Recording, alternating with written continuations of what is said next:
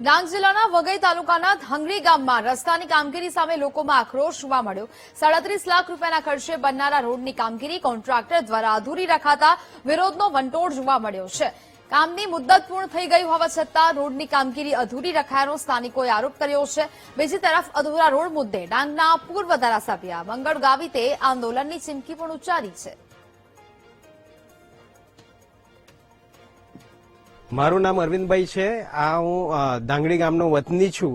મારા ગામમાં જે રસ્તો મંજૂર થયેલો છે, જે ગામનો રસ્તો છે, એ જે ચોમાસા પહેલા અધૂરું કામ કરી ગયા છે ને અત્યારે એટલે ચોમાસા પછી પણ અત્યારે એ લોકોએ પૂર્ણ કર્યું નથી ને જે વ્યવસ્થિત કરવાનો છે એ કામ અધૂરું છે ને જે રસ્તામાં ખાડા પડી ગયેલા છે ને અત્યારે બી અમે સામેથી કોલ કરીએ છીએ સુપરવાઇઝરને, એ લોકો ફોન ઉપાડતા નથી ને અમારી એ જ માંગ છે કે અમારો ગામનો રસ્તો વ્યવસ્થિત બને, એટલું જ અમારું કહેવું છે।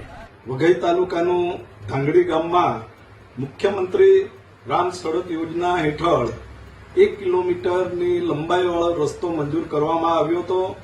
જિલ્લા પંચાયત માર્ગ મકાન વિભાગે એ રસ્તો શરૂ પણ કર્યો અને એ રસ્તો 1 કિલોમીટરની જગ્યાએ 600 મીટર જે એમની છે તો મંજૂર કરેલ જગ્યા, એ મંજૂર કરેલ જગ્યામાં 600 મીટર માત્ર બનેલો છે અને ભાજપના વાલા દોલા, ભાજપના રાજકારણ કરનારા ઉલ્લાસભાઈને ત્યાં છે તો 400 મીટર એ સાઇટ અલગ છે અને આ સાઇટ અલગ છે। એટલે તંત્ર આ કરે છે કે રાજકારણ કરાવે છે તે જોવાનું રહ્યું છે। જો આવું ને આવું ડાંગ જિલ્લામાં થતું જ રહેશે તો અમે ચોક્કસપણે છે તો વિરોધ કરશું।